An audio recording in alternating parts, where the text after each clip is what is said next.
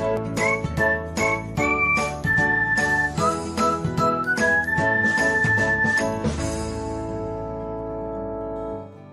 everyone, welcome back to another episode of Technologyglance.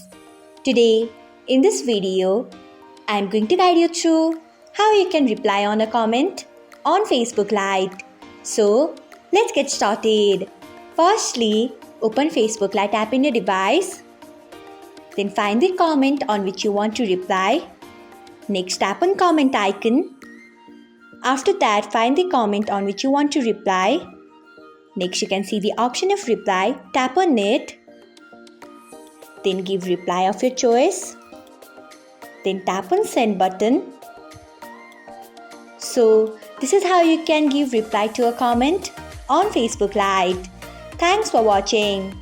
If you found this guide helpful, we would love it if you hit the thumbs up button below. We upload great new tech tutorials like this one every day. So, do not forget to subscribe to our channel and hit the bell icon so that you'll never miss another update.